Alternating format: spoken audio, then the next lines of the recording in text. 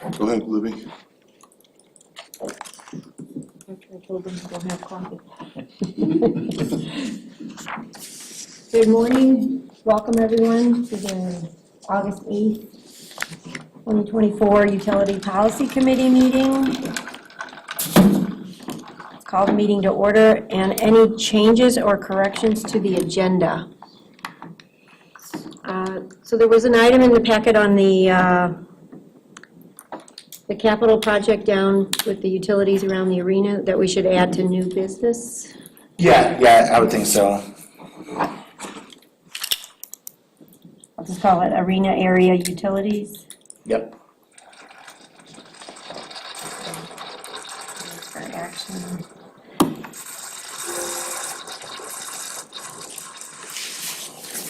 Anything else? Or is there a motion? Suppose. I'll support. It's three people, I'm not sure. Motion by Mary Anderson, second by John Crum to set the agenda as presented with the addition of the arena area utilities under new business. All those in favor? Aye. Opposed? Motion carries. Next is introduction and guests. And welcome, and the members here are aware of each other, and then attending remotely. We have, you could identify yourselves. Jim Berriman from Stan Tech.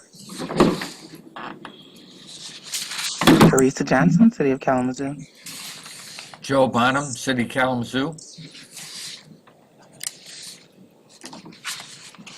Sherry Bell, Oshtemo Township. Lisanne Harmo, Richland Township. Okay, great. That's it. Welcome. Next is the acceptance of the July 11th, 2024 draft minutes. So moved. Second. There's a motion to accept the minutes by Mayor Anderson, second by alternate Mark Elliott. Any further discussion? All those in favor? Aye. Opposed? Motion carries. Any public comment this morning?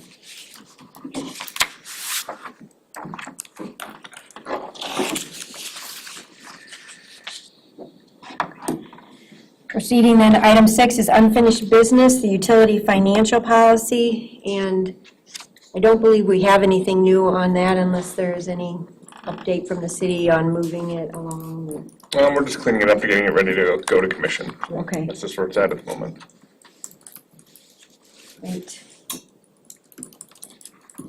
Next item, capital improvements on the carriage estates and Comstock. There is no update on that yet. The last meeting, we left it that we're going to seek input from the Kalamazoo Regional Water Wastewater Commission Planning Committee, and that meeting is scheduled for the 21st of August. So for the September meeting here, we'll have some input and feedback from that group. Okay, next item is the new business, renewable energy at metered sites, and this is for discussion, and this is, again, a new item. And there was a bit of information in the packet. James, would you want to introduce this? Yeah, I'd like to present on this, if I may. Your packets have, as always, quite a lot of information in them. Some of that may be very detailed, so I'd like to kind of talk and walk through this proposal that we have in front of you for future contract for renewable energy for the water utility. The contract is essentially for all of the city to include water and wastewater as well as general fund accounts. So there's a narrative within the city commission agenda report, and it kind of highlights our goals as a city and where we've come, including our community sustainability plan that was adopted, and it has kind of provided guidance for us to move towards carbon neutralization, and a lot of work that we've been doing to kind of reduce our carbon footprint overall. We've done an analysis, a baseline report of, what is the carbon footprint of the city, and how does that compare to other cities, such as Ann Arbor, Lansing, and other ones around the state of Michigan. We're higher than many. A lot of that deals with manufacturing. It also deals with how our regional metropolitan area is represented in terms of, Kalamazoo City provides most of those utilities for the entire region. So, regions don't have, big pumping or waste treatment costs. That all shows in Kalamazoo, and so does the carbon footprint as well. So we've looked at a few solar ideas, if you will. We've been looking at potential solar gardens or solar fields where we could take, say, a landfill property or a well field property that had acreage, and look at a what-if analysis if we put solar panels on those properties. Every discussion that we've had with consumers relating to those projects never really passed any initial analysis. In terms of the properties, were never big enough to really move the needle for what consumers would be interested in operating and maintaining themselves. Certainly the city always has that option, to put up solar panels and things like that. However, for us to do that work ourselves would be pretty costly, in that we're not an electric utility. We don't have, outside of very limited staff to deal with, the electric at the water and wastewater. We're not an electric utility. So we've been, working with consumers for a number of years now. Consumers is well aware of our program, our program goals, and kind of our goals are aligning with this renewable energy program. And so, kind of jumping ahead a little bit, to think of like a Venn diagram where we've got the city goals of, overall goals to reduce carbon footprint. We've got consumers' energy that has a renewable energy program that can meet those goals. And then where we kind of meet in the middle and it makes sense from a cost standpoint is the mid-continent independent system operator. That's MISO, M-I-S-O. And what MISO, what their role in all this is, they take all the little energy providers across our entire continent and make the grid operate. And so, directly where we come into play is with in the Mid-Atlantic region. All the power that's generated and used is kind of balanced on a day-to-day basis. If you look into MISO, it's a really kind of neat role that they play, and they manage all that operations day to day. And if you look at that portfolio where we are today in terms of coal and natural gas and solar and wind, that market has a very small footprint of renewables. And so MISO has program goals to increase market renewables and to reduce their carbon footprint. So as a result of that, they'll actually pay, market rate for energy. And so what this program essentially does is that the city would enroll in the program. There would be new solar or wind projects that are competitively bid by Consumers Energy and built. And I'm kind of moving through these steps here. And then once those programs are built and implemented, then we essentially move forward with purchasing green energy at 6.4 cents per kilowatt hour on our subscription. And anytime the MISO market is above 6.4 cents per kilowatt hour, we will actually get a rebate back. And so there is a chart that's included in your package that kind of describes that. This blue line would be the 6.4 cents per kilowatt hour line. The green line is kind of the projection of where they feel the market would trend, kind of going upwards at a rate of about 2.5% annually. And if the green line is above the blue line, we would receive credits and rebates back. If it's below, we would have to pay the difference. So in terms of like a financial analysis of, all right, well, what kind of annual rate would we need to see on the missile market to break even? It would be anything above 6.4 cents. So essentially, annual growth rates of 0% would break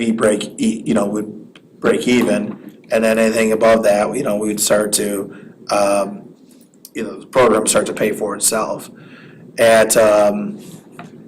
I've got a spreadsheet built. Give me a second. I'll plug and chug some numbers into it here and tell you at what point would our energy savings and capacity credits equal our cost. And so essentially we would be able to do the 20-year program at net zero. So that we're that 6.4 cents out equals 6.4 cents in. And so what that would be a 0% annual growth.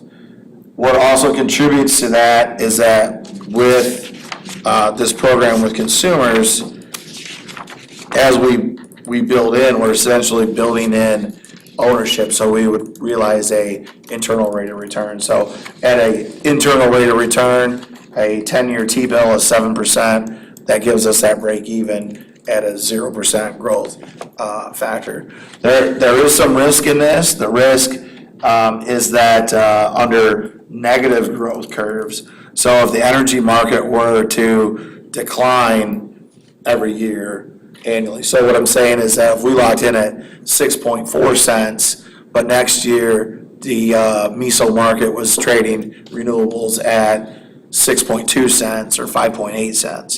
If that were the case, then this program would cost money. However, it's still tremendously less than what it would cost for us to build our own solar. So, looking at the value of the renewable energy from a strictly financial perspective, this is an investment opportunity. So as long as that MISO market continues to grow, then this is an investment that would pay for itself. In terms of green energy, to put a dollar amount on your carbon footprint, we've got essentially the ability here to take our carbon footprint to zero as a utility at a very fractional cost to what that would be if we were, say, building our own solar or something like that. I'll pause there. There's a lot of information I just threw out, so I'd like to be able to kind of, respond to any questions anybody may have on that. James, I just want to add something. I don't think you mentioned it, but we would be opting in now. Consumers has a cutoff of September to get into this program, but it wouldn't take effect until 2028. 2028, okay, yeah. So yeah. we've got 2 more years to see, how often does energy decrease in price? So You mean you can back out? there's an opt-out if the energy rate changes more than like 10%. You have the option to back out before you start. Energy goes down when the sun goes, or look at California, Right. then they can't sell it. And look at West Texas, they can't sell it because of, just the timing of when it's generated. And I'm not opposed to this, but I want to know more about it. And I want to have some input from the regional commission as well. My understanding is, I talked to an industry expert, and my understanding is consumers has to be 50% renewable in 5.5 years. And by the time this contract's over, they have to be 100%. So you're really just betting on something, perhaps, for some of that time. And the 6.4 or 0.064. Yeah, 6.4 cents, yeah. Yep. That's on top of what we already pay, correct? That's correct. We pay on average about 9.4 cents per kilowatt hour. So this 6.4 would be on top of that, bringing our total to about 15.8 cents per kilowatt hour. Right, so you're theoretically for water, you're adding $1 million to the rate base, to the ratepayers. If the energy market, so if the energy market, our renewable credit would pay for that under most energy market considerations. So tell me that renewable credit, that's the part that when I was looking through it, Right. I was looking at as, okay, you're gonna pay, 0.15 or whatever, 1/6. Yep. What is how does this credit work? So for, let me show you, just based on the 6.4 cents per kilowatt hour, the drinking water utility would have an additional cost of about $980,000 per year. So that number is right on point. The credits come in two forms. One is from that rate of return, in that we're helping to invest in consumers. So we're helping to not only meet our goals, but we're helping consumers to meet their goals. So we become kind of like an owner, if you will, in that we become party to that rate of return. So that's a way to make dollars. The other way to make dollars is on the MISO market, where energy trades above 6.4 cents per kilowatt hour. If their rate is, say, 6.6 cents per kilowatt hour, that difference is what we would get back in that credit.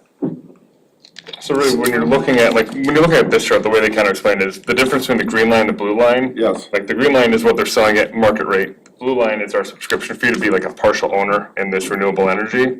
We would then get a credit for that renewable energy of that difference on our bill. If the price trades above, Yes, and so and if it doesn't, then we would be paying a little break bit even, extra. and if it's less, we pay more. Correct. So like looking at this, like the beginning, like where we're at today, we'd be Yep. paying potentially a little bit more. Where they predict by the time we get into the program, we'd be at that break even, give or take. Yep, I And then understand. long term, energy prices could- don't go down. It could pay more than with I think they use like a 0.25. We use 2.5%, that growth curve is 2.5%, it could be more than that. Right. So their predictions, present value on the next chart there, and Peter, this might Yep. be better for you, is that it would overall save the city, if we put all accounts into it, nearly $9 million. And most of that would be related to the utilities. Yes, if Yeah, the rate goes up by 2.5%. Yep. correct. And my expert said that's a bullish projection. Right, and we've also, and I'll send you this, Peter, we've also done an analysis where the growth rate is 0, Okay. and that is a break even.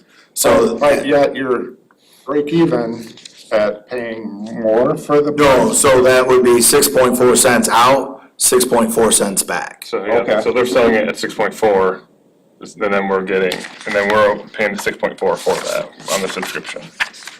So just theoretically, in this, it says, here's where we're going to get these dollars from, $1 million to water. Yep. You don't predict that you're gonna have to pay that out? We don't predict that we would have to pay that out every single year. There may be times where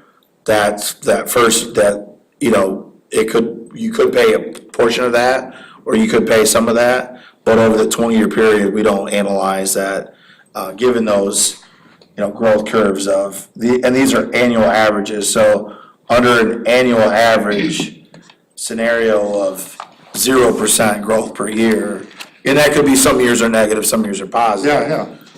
That we would be completely break even. To the price of not being 100%. Correct.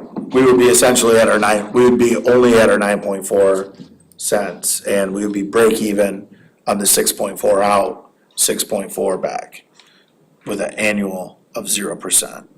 Annual average is 0%. So basically, signing this contract, you're saying you're gonna lock in at the non-renewable rate for 20 years, theoretically, and have renewable. Correct, yeah, I think that's the goal, is that signing into this contract and looking at a pretty bullish projection of 2.5% Yep. annual growth rate, or a modest projection at 0% annual growth rate, within that margin, then there's no money on the table from the utility. Now, if we go negative and we stay in the program, then that would cost, I'll give you the present value of that. That would have a present value of about $4.5 million over the 20-year program. If we went negative 2.5% every year for 40 years, which was. Money, right? Correct. And that's where I think Steve was looking at, if we were into one of these negative scenarios, prolonged negative scenarios, we would look to exit the program. Can you? The program does have some off-ramps. Yep. There is an early termination fee. It is fairly significant, but if we were in it'd be one of those things that you'd have to recalculate as of that time and redo your prediction of whether that makes sense to do or not. If I understand that off-ramp, you have 10 days from notification to make that decision. That seems awfully. That would be the notification that we would get prior to 2028. Excuse me. That'd be the notification as we're ready to on-ramp into the program, closer to 2028. That's the 2028. So they'd give us a notification of, hey, here's, because they even did say, the 6.4 is today's rate. It will shift a little bit, but if it's more than that 10%, that's our ability to opt out. So it is really hard to wrap around the money, where it's going and coming, to understand. Since this is based on what happens in the MISO market, could you, either of you, explain that market? Is that limited to Michigan? MISO, is that what it is? No, so MISO stands for the Mid-Continent Mid-continent. Independent System Operator. And what MISO does in our region is kind of the Midwest from Louisiana, 2 states wide across Mississippi, all the way up into Ontario, then all of Ontario. And what that market segment looks at is all the daily generation and all the daily demand, and making sure that generation meets demand. And then that price that you pay is a market factor. So in terms of, what the market rate for renewables is, right now is 6.4 cents per kilowatt hour. That's what we're looking at. Some utilities are more advanced than others in terms of their renewable portfolio, and they have to sell to each other. MISO, as a market, has a long-range plan for renewables, and they've identified that from 15 to 30%, that buildup is going to be extremely challenging because of the capital investment required. And then 30% to 50% is another kind of stair step. And then after we hit 50%, then we start to hit a tipping point. So there's going to be a lot of investment need to get from, where we are. Consumers' energy right now is at 15% renewable broadly across the market. But for them to get to their goals is going to require a lot of capital investment. Well, that is my next question. In Michigan, consumers has been asked to get to 100% by 2040, I believe you mentioned. And is that out of the MISO market that they will be getting their 100% renewables? Because, and the reason I ask. That includes clean energy. That includes clean energy, so that, I believe. Oh. And that's just per this expert. And that would include when you can sequester the carbon, let's say you're burning gas and you do something with the. Very good point, thank you. And nuclear. So it's not just renewable. Yeah, so I think of renewable, I think of like wind or sun. But it also includes these other clean energies. Which is a good point, because And this is all per a conversation with this individual yesterday. I do like the point that the Consumers has allowed, apparently, as I understand it, to identify the sources, and your contract, or proposed contract is the sources are gonna be wind or solar. While renewable is a bigger package, which is more questionable as to its true validity and carbon reduction. So here's my quick summary on it, is that consumers, if you buy into this, consumers will invest in the generative capacity in solar and wind in the state of Michigan, in their market. While otherwise, when they have to have this 100%, they will be renewables, which is more questionable, I guess, as to the sources, but it's the entire MISO area. So in essence, they have to get there to renewables, and they need capital. So the proposal, again, it's greatly simplifying, which is very complication, is the city would be providing capital to ensure that the investment is within the state and focused on solar and wind, as opposed to what Consumers has to do anyways.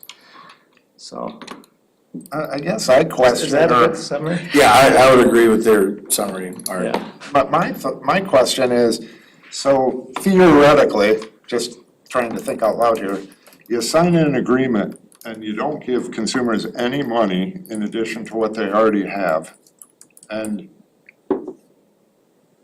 you get renewables for free, theoretically. So I think, I've been thinking a lot about that. I think there's two At things. 15%. Well, there's two things that kind of come into that. One Yeah. is they're locking you in to supplying this rate, up to however long you lock in, whether it's 10 years or 20 years. Okay. So they're locking you in, so they have a guaranteed revenue source there that they Right. otherwise wouldn't have. Yep. And they didn't get into details, but on our discussion with consumers, this is one of the requirements they need to meet and able to get some of the carbon credits for the accounting portion of it. Okay. I kind of looked into it. That's a really complicated section of Yep, tax law, so I am not an expert in it, but that's Sure, what they sure. told us. So I kind of trust that that's what they're getting out of it, is they can then claim carbon credit, where without the contract, they couldn't. Okay. So they get the carbon, that's your capital to invest. That's their capital to invest, because you're not giving them any more money than you would otherwise. Perhaps. Perhaps, yeah, if we stayed out of the program. I think the other, But you take the risk of, if it goes down, Yeah. that's Yeah. the risk. the big benefit of being in the program outside of where that renewable market trades, outside of where the 6.4 cents is trading, is the rate of return.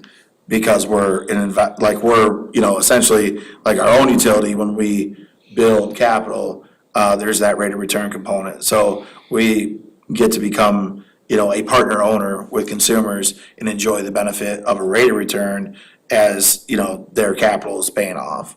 As if we wouldn't, if we were on the other side. And, so that difference of 15% renewable and that growth curve up to 30% renewable, if we're not in the program, we're paying for that as like an outside owner. Yeah, you're paying market price. We'll pay a market price for that. And so this is, it is a big game of risk in terms of, do we want to be outside and just a market customer and, we'll pay the risk as the market grows? Or do we want to be upfront and, get some of those proceeds, the benefits of that risk? And then, for the city, the big goal for the city is that alignment with those sustainability goals, that alignment to reduce that carbon footprint, cleaner air in Kalamazoo, all those benefits that come with that, and the ability to, we're pretty sure, we've done some research on it, but we believe if we were to move forward with this program at the 100% rate, that we would be the first 100% renewable water utility, certainly in the state of Michigan, maybe even United States. So that's some benefit for our customers who value carbon footprint reduction. Have you talked to anyone other than consumers regarding this? We've talked to Bart a little bit. Bart's still doing some research on this. We haven't got any answer back from Bart yet on that. And we've been doing some of our own research with MISO projections, and then the Energy Information Administration, EIA, looking at, what the future growth in overall energy markets is doing. And as we know, overall energy costs are gonna continue to go up. We are looking at those other aspects as well. And I know we've got Jim Bierman on the call. I have not talked to Jim about this yet, but the other plan was to get this information, to Jim as well, and have as many eyes as possible looking at it. You mentioned talking to an expert yesterday. What is the role of that individual that you've been talking to? What I did is I reached out to a friend of mine who works for Michigan Public Power Association. His title is Strategic Resource and something else. You could Google him. And he lives down the way. He was in a class that I taught at Hope College, then worked at a client, then was the general manager at a client. Now he works for this association that is an association of the public power providers in the state of Michigan. So like Traverse City, those that have a electric utility, Lowell, South Haven, those organizations. So I reached out to this colleague of mine and I said, hey, this is what I see. I don't know a lot about this. What are your thoughts? And this person would be willing to talk to this group, but I talked to him after work yesterday, so I didn't even think about having him come here today just because he's got a job. And so when he looked at this, he goes, I've seen this before, I understand what it is. These are the factors you gotta consider. And he would be much more, I'm just trying to say what he told me. I talked to him for like 15 minutes. He would be much more knowledgeable about telling you these things. And so that's what the individual, this guy researches what's going on in the market and where you should be, and he had concerns about it.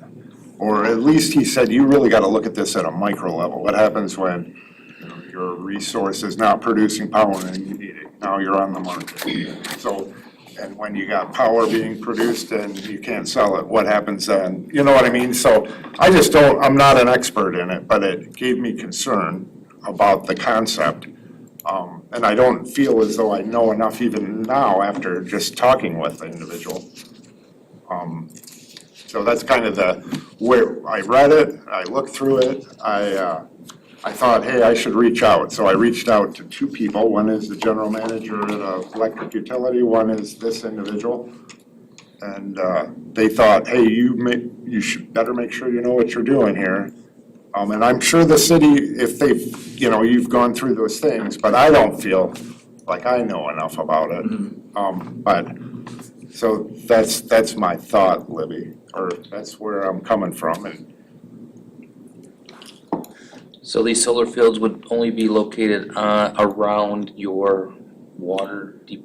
No, these would be across the state of Michigan in footprints that are larger. That was some of the challenge that we. Not necessarily in Kalamazoo? Not necessarily in Kalamazoo. They could be, in the Thumb, Bay region, they could be, mid or upper. Thanks. 94. Yeah, so your comment about reducing carbon locally really doesn't apply unless you did your own facilities. Well, to the extent that, there is a natural gas generating facility in Kalamazoo County. And so if we were, from the grid, that, is the very closest generating source to these loads. And if that usage was reduced because we're now in renewable sources, then that would provide cleaner air for Kalamazoo. So there's some direct and indirect connection there, and depends on how much you could verify, that a particular generating source is gonna be reduced because you've reduced your load from it. There could be some tangible evidence of that. I think what this does theoretically is like try to push forward as fast to get more renewables sooner. Certainly.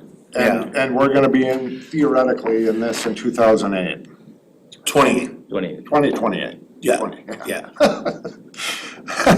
I think, yeah, consumers has to be at 50% in what, 2029 maybe, or I don't know, I was Like told it's 5 years or 5.5 something? years. Yeah, I forget, So you'd be at 50% at that point. right. So this program is helping consumers to get to that 50% maybe? I don't. It does, yeah, the investment they able helps to say- consumers get to that goal too. A question I would Some have more for capital. consumers is, if you guys go 100%, can other people go 0%? You know what I mean, and they still get the 50? So you got an equal amount of zero. I don't know what the answer to that is, but I thought, hey, that could be a neat trick. Yeah, I mean, if the missile market could support that, Right. you've gotta look at what's happening across that whole mid-Atlantic region as well. Sure. And I don't feel comfortable with that credit concept. I just wanna better understand it, you know? They're just gonna lock you in and you're gonna break even. And they benefit because maybe the tax credits, I'm guessing. I don't know, I'm not a tax guy. Yeah, I mean, they benefit, in their ability to obtain capital outside of direct shareholder contribution. So that's essentially, we're providing, here's money to go build your project. They get the tax benefit of building the green energy. They get the market incentive of, once it's built, it can provide for us and everything else. So from a utility perspective, even if our investment is, say, 25% of their capital footprint, let's say they build a solar field that's big enough to power all of us plus 75% more, then, they've got us handled, so to speak. Yeah, yeah. And now they're selling, under that utility model to everybody else at that market rate. So we're a owner and we get the benefits, the rate of return benefits of an owner. And then we get the benefits of, the market rate. And the customers that aren't owner benefits just have to pay that market rate, so to speak. Is the city charged like on a granular scale in terms of like at night when the pumps and things are still running for the water utility? Because it's not like an office building that shuts down at 5. Is the city charged for the energy that's coming from non-renewable because there's no sun? I guess there could be wind. So when we buy into renewables, we're essentially buying for that metered account, that all energy from that meter is gonna be renewable.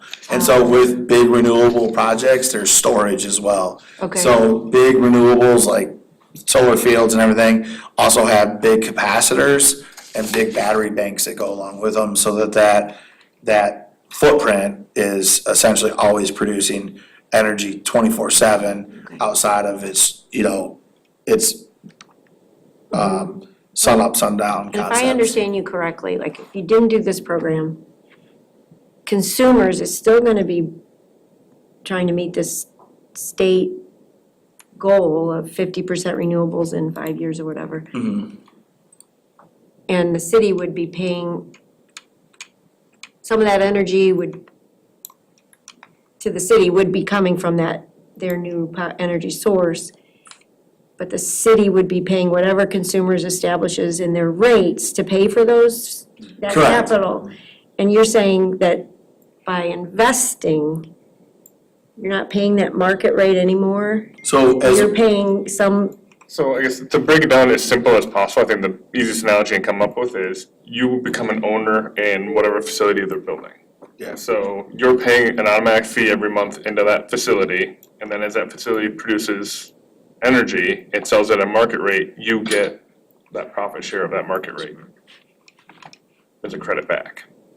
So as long as the market rate is above your subscription fee, you're saving money, you're making money. so the risk is that market rate.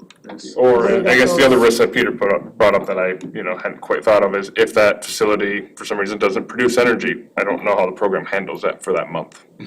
so that would be like I think we're past, that's something that's, like if a went through solar field didn't produce energy, There All are right, my conversation with this individual was, when that solar field produces energy at noon, like you need it at midnight, that can be a problem. Well, I think we're not using that energy specifically, it's Yeah. not coming directly. Right, no, I mean, Right, it's yeah, not like yeah. you're gonna get shut off. Yeah. The problem is, when it produces at noon, and so does all the rest of the solar, and you can't sell it.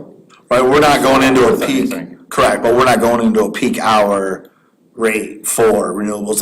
You're getting further into Yeah. the market, further than what we're proposing here. So you gave the example of California and Texas, I think, of being Right. Overcapacity. over capacity. Yeah, so they produce power, but you can't sell it, and then, or the price just collapses. So Is there, you're is there paying- that risk for this region, for MISO? I think there's always a risk that, future investments are, have the ability to perform less than desired. There is that risk. I think the challenge is that, in Michigan, we don't have the renewable footprint that you have in Texas and in other places. Some of that is the regulation. So Michigan is a regulated market. Texas, during their construction of renewables was not regulated.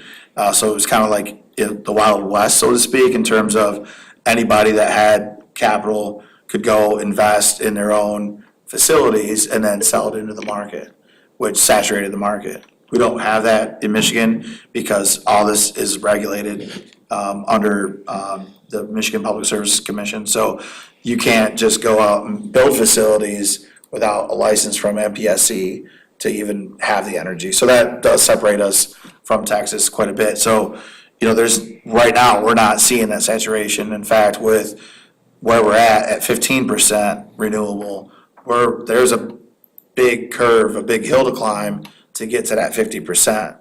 And consumers is gonna have to buy energy on the market to get us there if they don't invest in capital. And so this is kind of gets us in on that ground floor to be partners in that investment to build that capacity, that system capacity and capital to get us up to that 50% from where we're at now at 15. So this is almost a philosophical thing, to get to net zero. I mean, you really have to have a desire to do that. David, how does the city feel about, is this matching your 2025 vision of?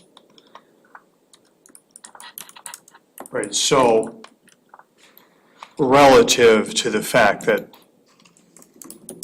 the city commission doesn't sit down and talk about this particular topic all the time. And people have different things that are priorities. We have taken the step of hiring a sustainability coordinator and committing to that, which is part of our overall planning. And relative to all that, I've personally had great interest in this idea of you lay out very ambitious goals and then how is there any possibility of getting to them? I think we've seen examples of that sort of thing occurring, and maybe this goal even for consumers is a wildly, or the state of Michigan is a wildly optimistic goal perhaps. So anyway, I know that there's a commitment to the concept. The commission has not had this kind of conversation because it can't have this kind of conversation unless it's sitting in public, at a public meeting. We all get together for a private meeting just on, to discuss something out of the public view, I guess, Open Meetings Act. So, but this is something I've been thinking about a lot, we've been talking about a lot, we've been through a whole bunch of iterations of what are our options to try, to move the needle on the city's commitment to reduce its carbon footprint. And that's included evaluating a whole variety of options on a resource we happen to have in Kalamazoo as a result of having dumps and paper mills in Kalamazoo that built us, which is vast Superfund sites and brownfields that can't be used for anything else, that can't have trees allowed to grow on them and all that sort of thing. So we've done a lot of evaluation of sites, for example, one of them, the Cork Street landfill, 65 acres, right along I-94, which we have a legal responsibility out of a settlement to take care of. So we're kind of a partner to that, even though that's not our property, it's owned by another entity. And so we've done a lot of evaluation about the possibility of doing something there. Frankly, the numbers don't really work, and it's a huge investment, and like James said, we're not even as far as Lansing or Traverse City, or other people even have their own utilities. We don't have a utility. So I would say that this idea is consistent with a commitment, out of the desire expressed by residents in Kalamazoo to create a lifestyle that has a lower carbon footprint for the city.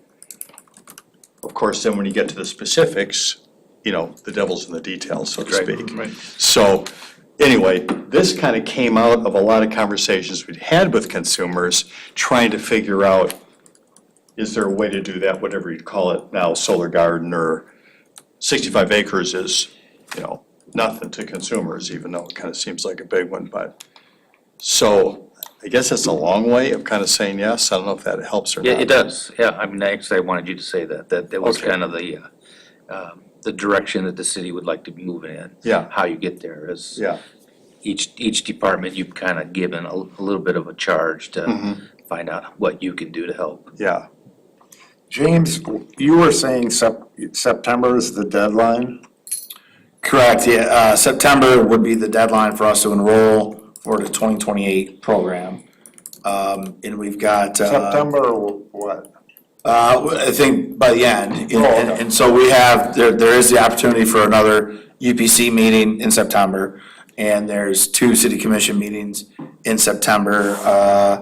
I believe at least one of them is behind the UPC meeting. Just looking at the calendar here. Yeah, I believe the September 16th city commission meeting would be after the September 12th UPC meeting, so that would be fine for us to move this back to the September agenda.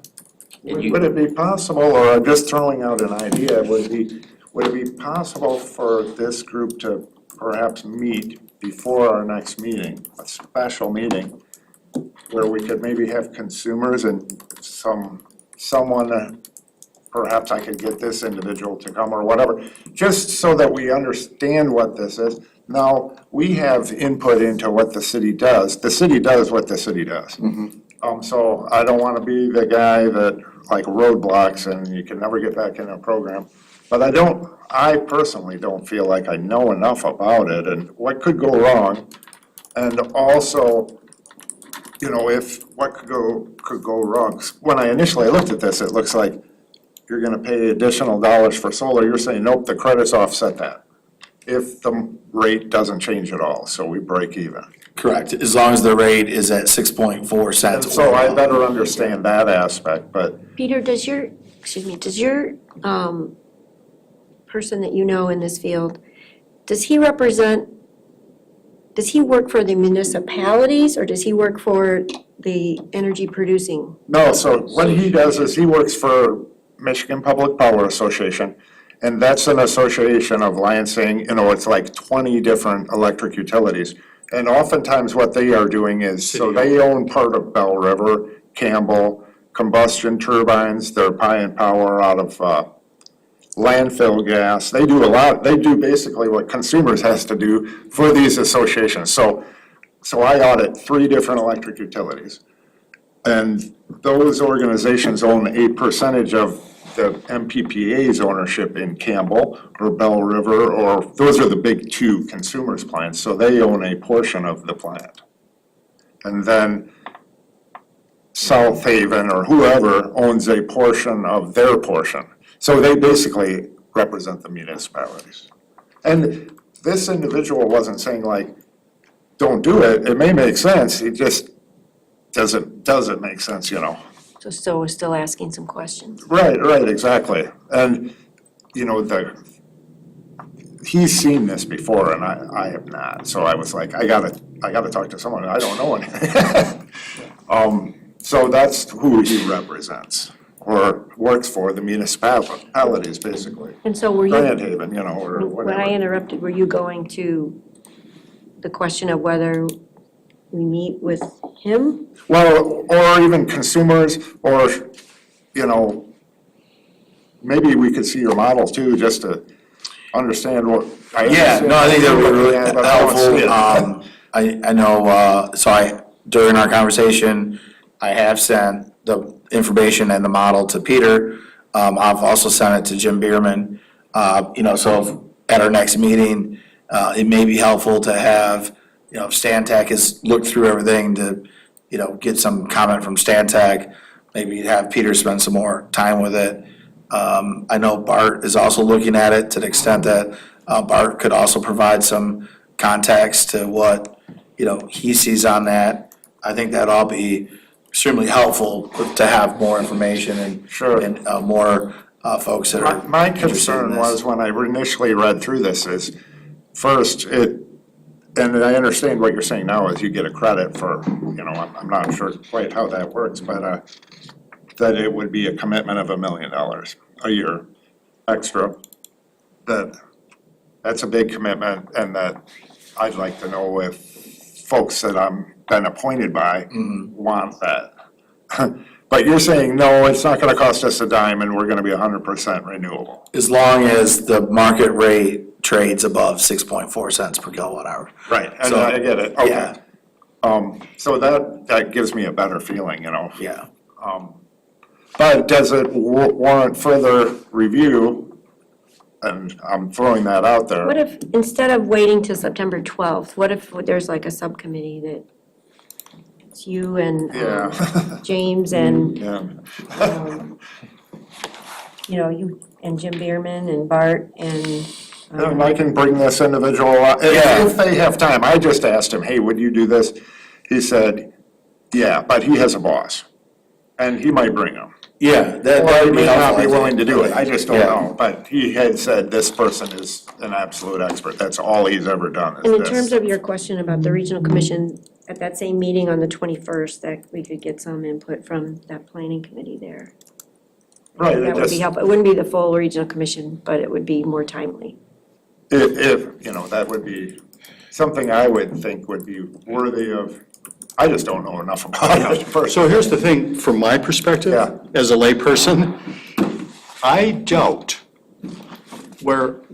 really doubt whether any layperson is going to fully grasp all the components of this. I mean, I think these guys have spent a lot of time going through it, and I can tell you, and I've been in several meetings with consumers as we've talked through this. Sure. And I can say that they have provided some explanation that is much easier to grasp just here today than I felt like I've even heard before. So we're in an interesting situation here where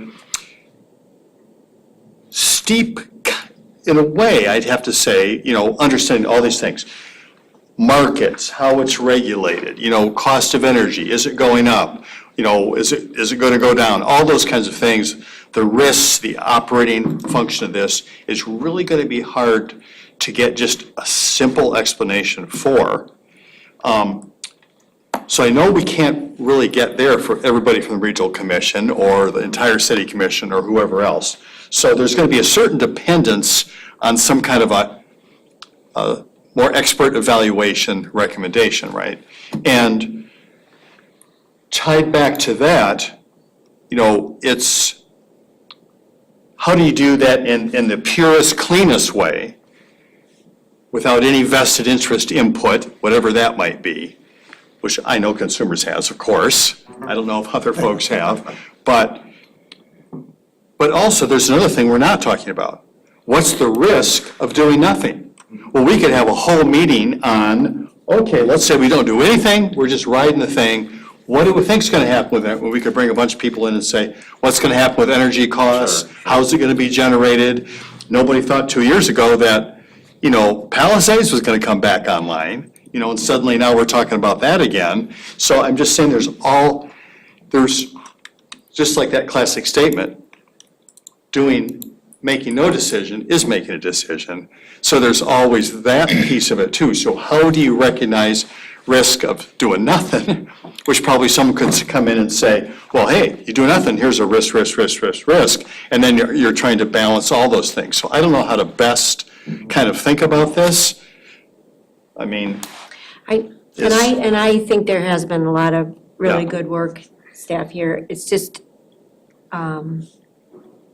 it's a lot coming at me, oh gosh, but in yes, 2 days. yeah, So that's where even just putting a slight pause on it to absorb it a little more, Yeah. I would feel better giving input than to yeah, the I'm city totally supportive of commission. that. I'm just. That's all I'm asking for Yeah. is to, understand the bigger picture. And there's a couple questions and there seems to be an expert who might be able to answer some of those additional Yeah. questions. Yeah. That's really all I'm asking for. I think it's Yeah. I think it's great what the city is wanting to do. Yeah, Just trying to understand that risk a little more, so. sure. If I mean, were to make a decision today, it would be, I wouldn't feel grounded in that decision. Yes.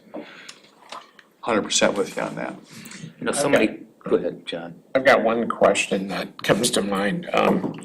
Going forward with capital investment on the water side, do you think the state is gonna look at the potential for additional bonus points, if you will, if sustainability for energy is high on the list for the city of Kalamazoo? So when you go for drinking water revolving fund dollars, do you think that is beneficial potentially going forward? I'm asking you to forecast what where that looks, but does that line Kalamazoo up a little bit better for when we invest in capital in the system, that potentially we get priority? It may be. The challenge with DWSRF and SRF is that they kind of change the point system every few years, and we never really know how to align ourselves to set up for that. And then if we do something, if we're gonna qualify, and when we do it, if we make this decision and it starts in 2028, when would they recognize that decision? I'm gonna use some examples from the CWSRF side of the house. There was, for a number of years, a project category called Green Project Initiatives. And so that was mainly on the wastewater side of things. And so if you had like a treatment plant upgrade at your facility, but you also had a process like digesters and reutilize that gas, then more of your project would be covered with principal forgiveness. Well, they've closed that project category now, so that's not even an opportunity. There was something similar in the drinking water side of it for a few years ago that was awarding some points or some direct compensation for like solar panels. But my understanding is that program's closed out too. So I think some of the, greater challenges with Eagle and those big funding programs is, trying to understand what the future might hold for where these decisions are. Honestly, I don't know enough about the future of scoring criteria for DWSRF to know how this would play into it. Yeah, I'd just like to comment, David in particular, your comments about risk is, I think, fundamentally what this question is, and there are good risk and bad risk, and the risk of not doing anything. I totally agree with that, and we're just trying to collect more information to understand that. But like I say, you may not be able to understand that risk because a lot of things, regulators change their program requirements, and we always have that risk as well. And perhaps an example might be,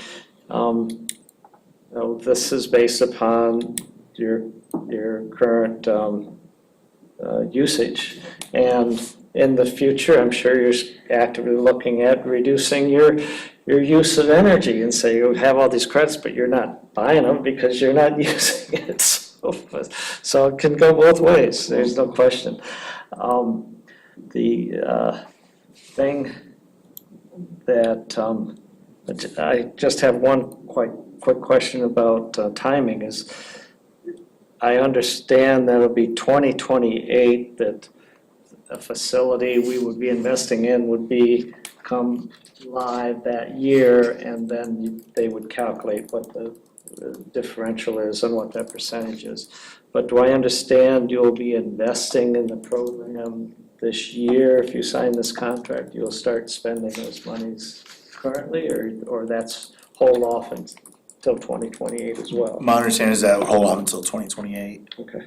So it would be, you enroll now, sign up, now be in September, and then 2028 would be when you start to see those costs on your bill. Right. And 2028 would be 8 years into the point when consumers will have already been mandated to have 100% renewables, yeah. Not that soon, I don't think. Or 20-year contract be 2048, and there'll be 2040, I think, So, for consumers. Right, before the end of the contract, they would be at Yeah. that Yes. point, Thank you for correct, yeah. correcting me on that. But not at the start, yeah, very good. Yeah, well, I mean, definitely, you've done the research, but I think there's a need to maybe help the regional commission understand and get some more feedback. And I'd be curious as to what other large energy users in the area, you may be the largest, what they're seeing of this opportunity to lock in. Yeah, our understanding is that the state of Michigan has locked into this program. And there's some other bigger corporate entities that, some of whom have NDAs that can't discuss, because they need it, but their customers may not support it, so they've done it. I know 20 years is a long time, but, so. so at the end of 20 years, then you're back to market, or else you somehow. Right, we would be back to market, but the understanding, as Mark pointed out, that the market should be at 100% at that point. And it mentions all metered usage, and Correct, I know you have some non-metered, like a street light. that's correct, yep. But other than that, pretty much everything else.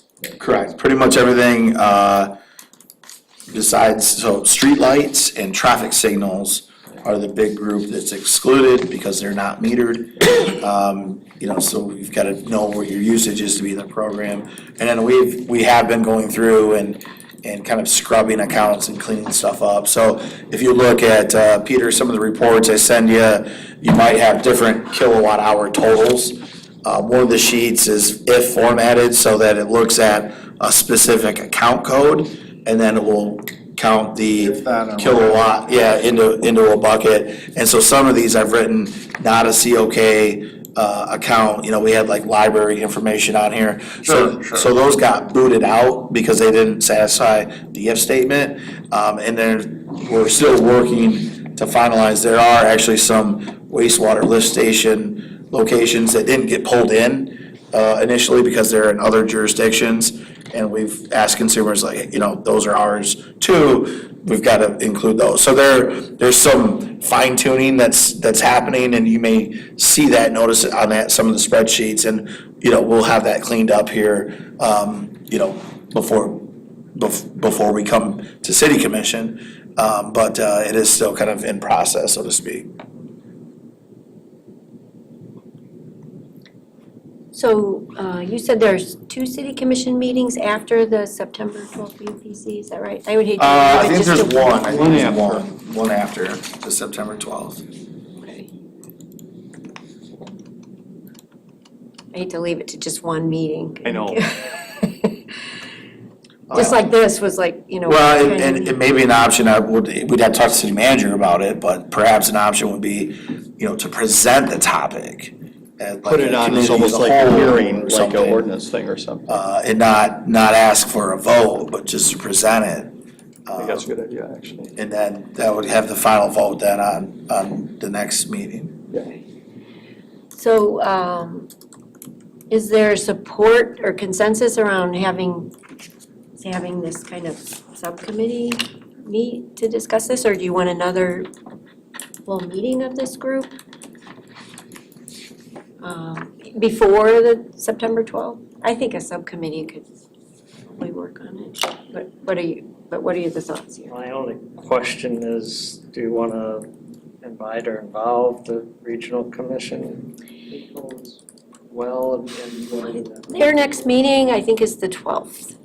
So I think the planning committee can provide some input on the 21st. That would be my sense. That we could get that input from the planning committee and bring it back here to the UPC, because they don't meet until after our next meeting, the full commission.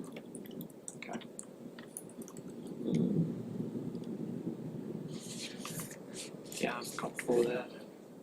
Peter? My wish or thought would be, would be to perhaps have Steve James. This individual that knows this, I don't know it. And perhaps myself as an observer, just sit down and discuss how this works and does it make sense, and that could be it. I just don't know enough to feel comfortable to say, yeah, take this gamble. I just don't feel it. I guess, just to chime in on that a little bit, city staff has had more time to digest this, go through the details, talk to consumers. If there are other members on this board that want to attend, in order to avoid a quorum, I'd happily also sit out for that meeting if you guys want to kind of go, if there's other members of this board that want to go through that. So if it's you and Peter, Yeah, that's only two. If there's Or anybody else that wanted to. I know Steve is so fine, he's so in tune with the finance side that it may What's make sense, I sub-quorum? don't know. Is three or less? yes. So that would be two if, James not a member. Yeah, I'm not. right, he's not a member, so these two, Two. and then one other. I think I'm it makes sure sense you've to have thought you it through. there. I mean, I think I'd it's just happy to such be a, there, but I'd rather it's all have $1 million someone else bucks, I was there like. Yeah, Someone else? okay, yeah. And perhaps Jim Bierman? I No. don't think that's necessary. I don't think it's either, you guys, you may see something, other picture, or it makes sense, I Yeah, just don't know enough. My thought with Jim Bierman or a representative from Stantec, may be helpful for them to translate the $980,000 a year into a rate impact. To say, that's a 1% a year impact, or that's a Yeah, 10% yeah, impact. yeah. I think that has, it provides context Yep, into where that risk is from a rate percentage outside of a dollar percentage. It may be helpful to have both sides of that coin. right. Once we determine whether it's a break even or it costs you something, Right. then we could throw a number at them, although we can pretty much just ballpark it, you know what I mean? Yeah. If it's another $1 million and we currently need 30 or 40, X%. That would be my desire, would be to just do a little more research, or for me to better understand, and that would be my request. And I don't know if we would need to, make a motion that the city, delay it, or if we don't take any action, or how we approach that, and the city can, and this board can say they want it right now, if you want, Yeah, I think we've certainly given some input today. Mhm. And I think I'm hearing consensus that it doesn't have to move next Monday. Correct, yeah. And appreciate that, and then we'll just, if I'm not sitting on this, so somebody else would need to coordinate that meeting, I'm thinking it would be you, James? Yeah, I can coordinate between me and Peter. I think you've got the contacts and. And I'll find out if he is willing to, but I asked him yesterday, and I said, Yeah. hey, can we bring you in? And he said, that they could do that. Now, he has a boss, so. Yeah, we'll You know what make I sure, mean? If make he sure he's can't, then allowed maybe to. we take some other approach, Just or thinking a look at a Teams case call. study or something. Yeah, it'd be like a Teams meeting and we'll probably have, would you want consumers on that call as well? I guess so, I would Yeah. think, maybe the rep for this, and that way if there is a question, you say, hey, I'm not sure, they should be able to answer it. Yeah, that's what I'm thinking, if they, go into like, peak hour Yeah, I see, And that's- something like that's that, beyond that's, me, yeah. consumers can say, look, that's outside the scope of this agreement, and, Okay. you know, Yep. that would probably be a good interaction between experts, on a comment like that. Yeah, so why don't we, as long as this group is okay with it, and are you? We will, get something rolling real quick. I'll make a call to my guy and say, when can you do this in the next 2 weeks? Is that fair? And then you can see, you know, if he can pick a time once or sometimes. And if he can, we'll get consumers on the line. Otherwise, we'll look at a case study for consumers or something, you know, to just see what would happen or whatever. So is this just narrowed to the water department? No, the city is making a recommendation for, So why is it coming through our committee? all departments. The reason Big it, chunk in the water. yeah, and the reason it 40% was, of the total is water and Okay. 50% I think is Just wastewater. wondering. That is a good Got point, 36% because it's the whole Right. city Still, plan. It's not, we're not. Yeah, I'm with Yep. you. yeah, So, okay, I'm gonna summarize just so we're on the same page. So there'll be a subcommittee meeting with, James will coordinate with Steve, Jim, Peter, and, with inviting consumers and the Anonymous person. MPA expert, MPPA expert. MPPA, okay. And then we'll also seek input from the Regional Commission on Planning Committee on the 21st. Is that where we're landing? Okay. Sounds great. So just relative to all that, we still have to go back and make some decisions about what's the agenda look like now. We got 2 meetings in August, back to back kind of, because we didn't have our Monday one right in advance of election, because our clerk was Sure. asked for us to wait a week, so, anyway. And then we just got 2 meetings in September, and I think it's a good idea, you know, you bringing this up, that we should probably have 2 meetings. This- And, or treating a cow, or however is the best way to do it, just to spend some time to go through it before. But we'll have to think about when that's gonna be, and how is that, you know, if you see something on an agenda coming up, that doesn't mean we're ignoring the fact that we still got this process going on here, Sure. right? yeah, I think we'll work with the city manager's office to program this in like a two-part. One is a no action Yeah. presentation, maybe that's the cow, maybe that's, you know, Yeah. somewhere. Yeah. And then, you know, the recommendation would be, it would be that last meeting in September, so that we've got, And if you time. want a special meeting for the UPC, we could do that as well. Like if you meet in the next 2 weeks, and Yeah. you would like a decision by the end of August, we could schedule a special meeting. Yeah, I think we can, you know, can continue to communicate, you know, depending on, you know, how this call goes, you know, what the general, you know, perspective and outcome is of that, and then you guys could make some, recommendations, and if we have to do a special UPC meeting, we can let everybody know. I was under the impression that the state of Michigan might have signed on. That's correct. State of Michigan has signed on, so the entire state of Michigan has enrolled in the program. It And says something, doesn't it? What's that? It says something, doesn't it? Yeah, it says something, someone Yeah. hopefully has Yeah. evaluated that. Yeah. It's not a shoot from the hip decision, and I know there's also some for-profit corporate entities that have signed on to it Correct. also. Correct. So I'm not sure quite the entirety of that list, but some were name brands that I recognized when they went through that, so. Presuming, And perhaps For-profit this folks is are doing- like, they get the tax benefit, consumers, and it makes sense to all. It may very well, I just don't know, so. Yeah. That's my feel, I just don't know enough. good discussion, I think. Yeah. I've seen images of that miso. They're in Carmel, Indiana. Yeah, the headquarters is in That's Carmel. giant. Yep.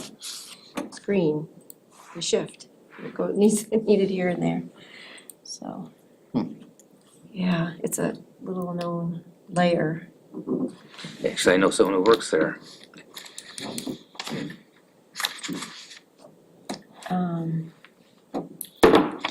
Okay, next item, why don't we do the arena area utilities next? Construction agreement. Yeah.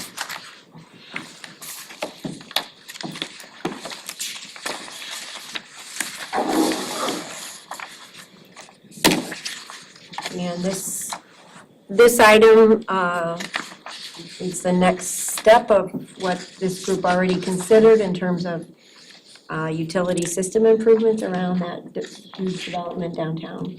Yeah. The arena.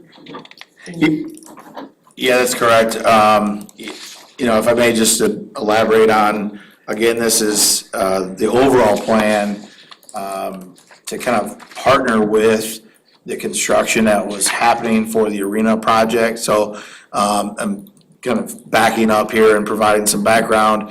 Originally, that property was bisected by our 20-inch transmission main that kind of connects our main pump and treatment plant central to our main reservoir, Blakesley. And that main is older, from the 1930s, and so, you know, it's on our list to, you know, replace that main and do so in a modern way that recognizes reliability and our ability to maintain and service that main. So when this project came forward, when the arena project came forward, you know, we required that they have to relocate that transmission main out of their facility and put it into, you know, one of our major streets.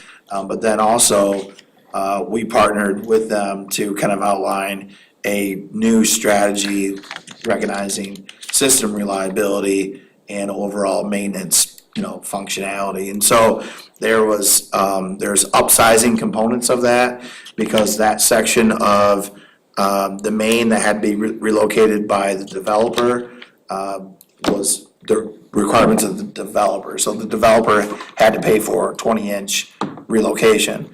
We, as a utility, recognize that there's a need for that line to be a 24-inch line. So there's upsizing component of that. And then we actually wanted dual lines. Cross connection. Cross connection. So what we're building here, and it's coming to you in incremental phases, but what we're building here is dual lines from Michigan to Kalamazoo Avenue.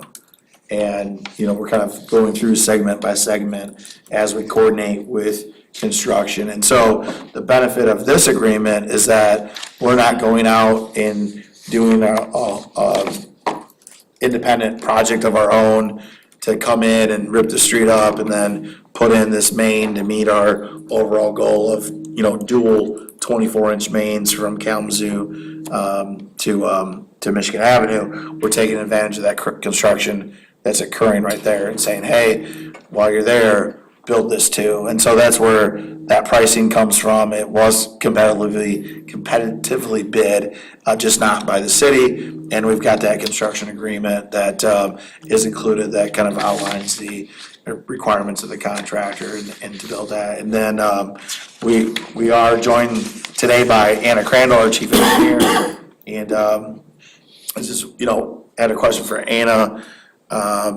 We have, what, 2 more agreements that would come forward to complete that 24-inch loop?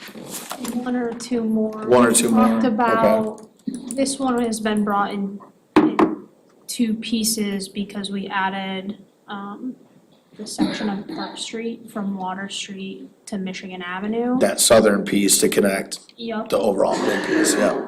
I think the southern section of Westnedge will be able to tie into the same agreement for phase 0. Phase 0, okay.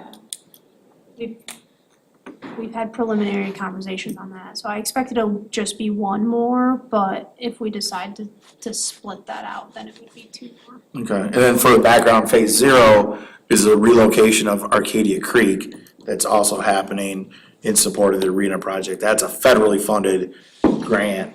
And so what we're talking about is the next iteration that would come forward would be a construction agreement to put the 24-inch water main section in with the phase 0 project, which would be in Westnedge. And that can't start until after November 15th of this year.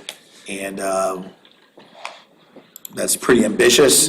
It might be more like December, but you know, if we could start that phase 0 in November, we'd likely have, probably in October, another recommendation for, a construction agreement. In the spirit of learning something, and a better understanding the whole thing, so you're putting in two 24-inch mains. Correct. You put those like right next to each other? or- They're two separate roads. Yeah, Oh, like Okay, a 24-inch main on Park Street on the east side of the development and a 24-inch main on the west side, or Okay, west okay. west side of the development. and the water's going in this direction, or is it? It would run parallel in the future, but that resiliency and redundancy concept, and also recognizing that this is Westnedge and Park Street, with valving will give us the ability, if there's an issue, we're gonna shut one off. Yeah. And the other one can run, and then we can plan and say, hey, we can go replace that valve or do that maintenance section, this spring or something like that. So, we're trying to build in that redundancy, one for catastrophic failure. If this explodes, 30 years in the future, and believe me, a 24-inch main coming apart would explode the roadway. I mean, that would be like if somebody dropped a bomb. That's catastrophic. But for the water system, if that would be a catastrophic failure, that would likely be a complete system shutdown with 190,000 people with no water, because there would be a massive pressure drop, everything else. What building this redundancy allows us to do is if we had that massive failure, we'd shut it down, isolate it, and we could recover the system and have, hopefully that massive drop of pressure be contained to just the low pressure district. So that we could have, say 30 or 40,000 people out of water incrementally and then restored quicker. So Westnedge and Park are both being rebuilt anyhow. Yeah, okay, yeah, no, sure, I just wondered how it worked. And so you're gonna have twice the capacity, more than twice the capacity by making it even bigger. And now you got two pipes Correct. to get down the road. Yeah.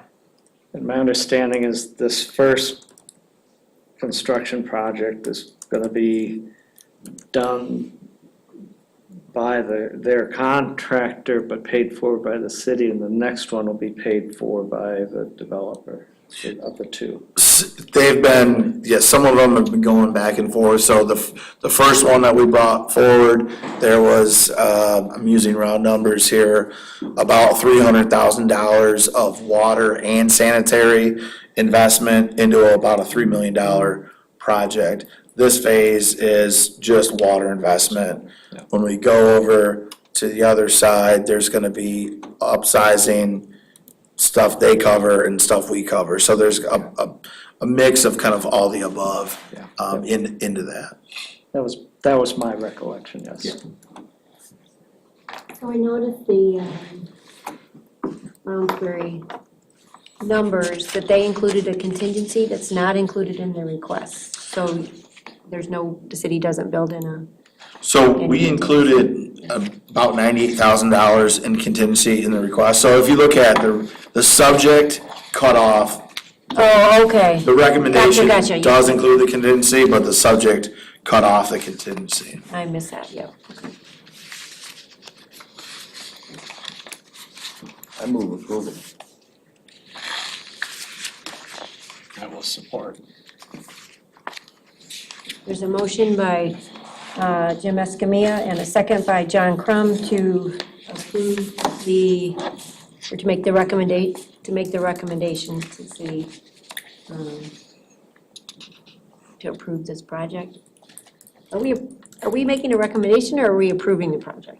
I would say approve the The capital construction project. agreement, Okay. which would essentially be the project. So there is a motion to approve the project as described. Any further discussion? This means one more goal for us. We actually did a careful evaluation. We have one street that's still not blocked off in downtown Kalamazoo. This will solve that problem. Actually, the street is right now closed. Oh, So, this, there's work happening and, with consumers and other utilities and everything else, so that as soon as this clears city commission, then the excavator is gonna start laying the pipe. But, the street is actually, already closed. Water Street? So, Water and Kalamazoo Avenue. Yeah, Water Street is closed, yeah. Okay. All those in We're gonna have to favor? find a new street. Aye. Opposed? Motion carries. 6-0 and one absent. Yeah. At the last meeting, I don't know if this is the appropriate place to say this, we had talked 7-0. about my being involved with the rate calculation. So they're forwarding stuff, I've done nothing with it. Would you like me to look at that? We didn't do that before the last meeting. I think there was the question if James said, hey, it would be helpful for someone to see while they're going through the process of the rate calculation. As an agenda item, you wanted to talk about this, is that? Yeah, or You're right. this is just a I discussion, forgot to but put that last on the time we were agenda. too far down Yeah. the road to do it. So I've done nothing and I don't have to do anything. I think we had consensus that we were supporting that, but we needed to put it on, we would have further discussion at a meeting, and I forgot to put that on the agenda. And we can talk about it at the next meeting, but stuff's coming. Okay, Yeah, I think it's good. I'd like to know exactly what they're sending you at this point, because I don't know if I was on those emails or not. No, it was from you, I think, to them saying, I got all this stuff Okay, or something yeah. like this. Okay, so to date, all they've done is they've requested from the city Okay, all the documents that they need to put the rate together. We've put that on their SharePoint. Right now, the rate consultant's looking at it, okay, and as they have questions, they'll come back to us with questions. So I'd say, at this point, probably a little bit early. okay. I mean, you're that's free to, fine. you're free to dig around any of those No, documents. I wasn't, yeah, I haven't done anything, so Yeah. if you want me to. It's really just budget actuals, year to actuals, OPEB reports, that sort of thing, so. Yeah. So perhaps we put it on the next meeting agenda. Yep, I will do that. We'll do that.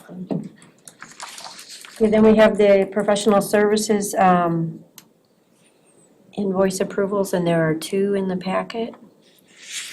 Move approval of invoice for Vanderbilt Hefner, invoice number 6484 in the amount of $996.30.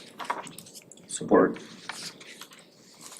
There's a motion by David Anderson and a second by Jim Escamilla to approve the invoice from Friedeveld Hafner as described. Any further discussion? All those in favor? Aye. Abstain? Opposed? Motion carries 6-0 and 1 abstention.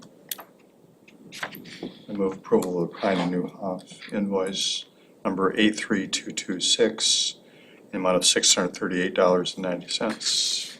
Support. There is a motion to approve the Brian Newhoff invoice as described by David Anderson and a second by Jim Escamilla. Further discussion?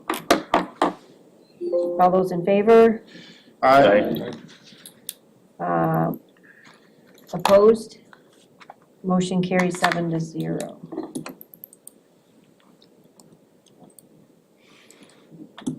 Next is committee member, alternate attendee guest comments. Anyone in attendance?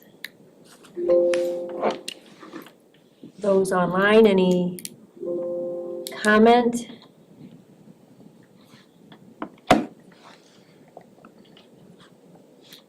I'm not seeing any raised hand. Members, just go around, any closing comments? That was a good discussion about good input on this whole proposal from consumers. I'm good. Nope. Okay, we have exhausted the agenda. Our next regular meeting is September 12th here at 8:30 a.m. So we have exhausted the agenda and we are adjourned. Nice job. My niece-in-law was an attorney at MISO. Oh, really? Yeah, years ago. She's the attorney at Fort Wayne now. Interesting. But we got involved because Oshtemo had that huge transmission line going through. Oh my gosh, and you can't understand all of it, but it does help to study it a bit.